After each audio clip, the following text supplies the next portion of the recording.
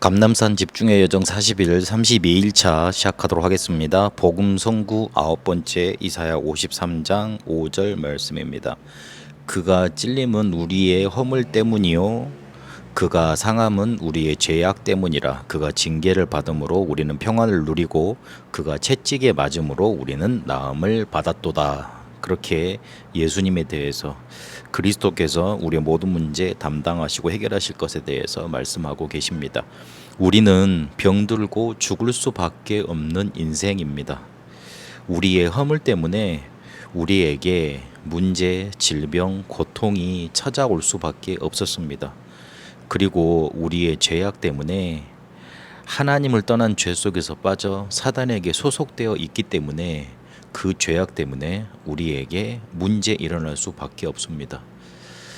우리가 허물과 죄악 속에 살았기 때문에 고통이 찾아오는 것은 당연한 결과입니다. 에베소서 2장 1절에서 3절까지 보니까 허물과 죄로 너희가 죽었다 그랬습니다. 오늘도 허물 때문에 그가 찔렸고 우리의 죄악 때문에 그가 상함을 당해야 된다. 누군가는 우리를 위해서 징계를 받아야 될 수밖에 없는, 그렇게 병들고 죽을 수밖에 없는 인생이라고 말씀해 주고 계십니다. 우리의 인생이 이렇습니다. 우리에게 다가온 문제 때문에 낙심되고 어려워하고 힘들어하고 그리고 비통함에 빠지기도 합니다. 그러나 그럴 수밖에 없었습니다. 그런데 그 문제가 어디에서 왔냐면 우리에게 있는 허물, 죄악, 그렇게 해서 당연한 결과로 와 있는 겁니다. 그래서 우리에게는 대속자, 대신 우리의 문제를 해결해 주실 해결자가 필요한 겁니다. 하나님께서 그걸 아시고 메시아 곧 그리스도 이 땅에 보내셔서 우리의 문제를 해결해 주시겠다고 약속하셨습니다. 그분이 창세기 3장 15절에 여자의 후손이요. 요거를 더 구체적으로 창세기 3장 21절에 가죽옷을 입혀서 알려주셨습니다. 가죽옷을 입히려면 동물이 하나 희생이 돼야 되잖아요. 그 피가 철철 흘러 넘치는 가죽옷을 아담과 하와가 입으면서 대속자가 나에게 필요한 거구나, 대신 누가 죽어줘야 되는 거구나, 그걸 깨달았습니다. 그걸 언약을 붙잡고 승리했던 겁니다. 출애굽기 3장 18절에 그렇게 피 제사를 우리에게 그리스도 오셔서 이것 해야 된다고 보여주신 겁니다. 이사야 7장 14절에 더 구체적으로 임마누엘 하실 분이 오셔야 된다고, 동정녀 처녀에서 난 분이 우리에게 오셔야 된다고 그렇게 말씀하고 계십니다. 실제로 그가 오셨습니다. 그리스도로 이 땅에 오셔서 우리의 모든 문제를 해결하신 겁니다. 마태복음 16장 16절에 보니까 주는 그리스도시요 살아계신 하나님의 아들이시라고 고백합니다. 이스라엘 백성이 소망했던 그 그리스도가 바로 베드로 앞에 계셨던 겁니다. 그분이 우리에게도 찾아오신 겁니다. 그분이 우리에게 찾아오셔서 요한복음 14장 6절에 하나님 만나는 길을 여셨습니다. 그분이 바로 하나님 만나는 길이 되셨습니다.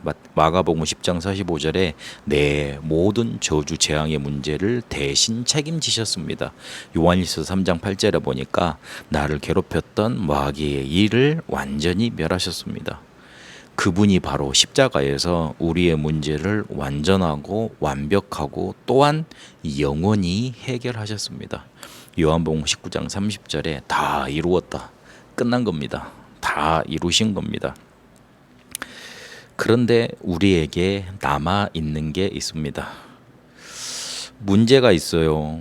우리에게 고통이 있어요. 나 예수 믿는데 이거 바로 해결되지 않아요. 그렇게 생각하실지 모르겠습니다. 말씀을 들어봐도 별로 소용이 없던데요. 집중해도 별로 응답이 없던데요. 하나님 살아계신 거 맞아요? 그렇게 생각할 수 있습니다. 그런데 자세히 쳐다보면 우리에게 문제와 고통이 남아있는 것 아닙니다. 그리스도께서 모든 문제 해결하셨다는 것, 그 문제를 통해서 믿는 믿음, 확인하는 고백이 남아 있습니다. 문제가 우리에게 문제가 되지 않도록 하나님은 그걸 통해서 더 나은 축복 속으로, 그리고 증인되는 응답 속으로, 그걸 통해서 복음을 더 깨닫고 하나님이 원하시는 영적인 축복 속으로 들어가도록 이끌어 주십니다. 지금 나는 문제라고 생각하고 고통이라고 생각할지 모르겠지만 하나님은 그걸 통해서 더 좋은 것 주시길 원하십니다. 그래서 우리에게 진짜 남아있는 거는, 진짜 우리가 해야 될 거는, 그리스도께서 이 문제도 해결하셨어. 나는 이걸 통해서 하나님이 살아계심을 볼 거야. 이걸 통해서 하나님의 자녀된 것을 확인할 거야. 그 고백이 우리에게 남은 것이고 요구되는 겁니다. 그렇다면 문제와 고통은 더 이상 나의 것이 아닙니다. 그리스도께서 주인 되실 때 실제로 변화의 역사가 일어납니다. 상처가 발판이 되고 그리고 기적이 일어나게 되어 있습니다. 대부분 문제가 힘들다고, 고통스럽다고 요 고백을 포기하고 믿음을 포기하기 때문에 중간에서 다 가지고 있으면서도 탈락이 되는 겁니다. 하나님은 귀신처럼 우리에게 그렇게 역사하시지 않습니다. 하나님을 하나님대로 인정할 때, 그분이 나의 정말 주인 되실 때, 실제로 이 속에서 하나님이 나와 함께 하시는데 왜 이 문제가 남아있지? 그렇게 믿음의 고백과 질문이 되어질 때 역사하실 수 있습니다. 그래서 갈라디아 2장 20절에 보면 내 안에 그리스도께서 사신다. 내가 이제 그분과 함께 사는 것은 그리스도와 함께 사는 거다. 그리스도께서 나를 이끄신다. 그렇게 고백하고 있습니다. 더 정확하게 말하면 그런 문제와 고통이 와도 상관이 없습니다. 하나님은 나를 서밋으로 부르셨기 때문에 하나님이 계획하고 그리고 그 계획 속으로 이끄실 것을 확신하고 조금만 말씀의 흐름 따라서 천명 이루는 삶을 살아가면 됩니다. 설리반 선생님이라는 사람이 본인이 정신문제 걸렸는데 치유를 받았습니다. 그래서 그 정신적으로 영적으로 어려웠던 헬렌 켈러를 도울 수 있었습니다. 그걸 천명으로 여기고 실제로 안 된다고 포기했던, 부모까지도 포기했던 헬렌 켈러를 굉장한 위대한 인물로 만들어낼 수 있었습니다. 자기에게 다가왔던 문제 그리고 자기에게 다가왔던 어려움이 그에게는 상관없었습니다. 누가 나한테 남을 비난하든지 자기는 분명히 응답받았기 때문에 나를 하나님이 부르신 그 천명이 발견되어졌기 때문에 그걸 이루는 삶으로 들어갔고 제자 증인을 남기게 된 겁니다. 우리에게 문제 고통이 남은 게 아니라 고백이 남았고 그리고 그리스도께서 주인 되시면 더 이상 나의 것이 아니고 그리고 그거 상관없을 정도로 하나님은 나를 축복으로 이끄시게 되어 있습니다. 그걸 붙잡아야 됩니다. 더 중요한 건 그리스도께서 나에게 찾아오셔서 나의 모든 문제를 해결하셨습니다. 그걸 붙잡아야 됩니다. 이사야 53장 5절 다시 한번 기억합니다. 그가 찔림은 우리의 허물 때문이요 그가 상함은 우리의 죄악 때문이라. 그가 징계를 받음으로 우리는 평화를 누리고 그가 채찍에 맞음으로 우리는 나음을 받았도다. 지금 이 시간 조금 고요한 시간을 가져보세요.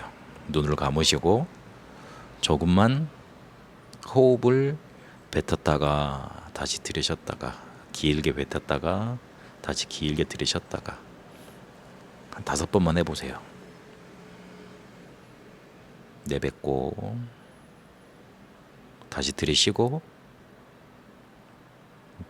내뱉고 다시 들이쉬고 내뱉고 그러면서 마음속에 오늘 붙잡았던 메시지 중에 한 가지를 붙잡고 깊이 한번 생각해 보세요. 그 생각 자체가 기도입니다. 하나님은 이 병들고 문제 많은 나를 구원하셨는데 그 그리스도께서 모든 문제 해결하신 거구나. 이제 나에게 있는 문제, 어려움 내 것 아니다. 이걸 통해서 하나님이 하실 일이 있다. 조금만 생각해 보세요. 다시 호흡을 들이쉬고 내뱉고 들이쉬고 내뱉고 다시 깊게 들이쉬고 내뱉고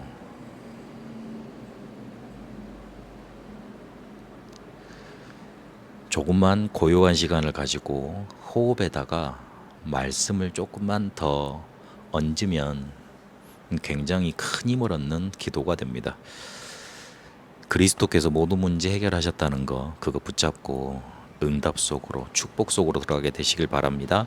살아계신 하나님, 예수 그가 그리스도로 내게 오셔서 나의 허물 해결하셨고 나의 죄악을 해결하셨습니다. 그래서 나에게 평화만 찾아왔고 나는 나음을 받았습니다. 그 축복을 누리게 하옵소서, 누려가게 하옵소서. 그래서 나도 살리고 내 주위에 있는 모든 사람 살리는 응답 누리게 하옵소서. 예수 그리스도의 이름으로 기도합니다. 아멘.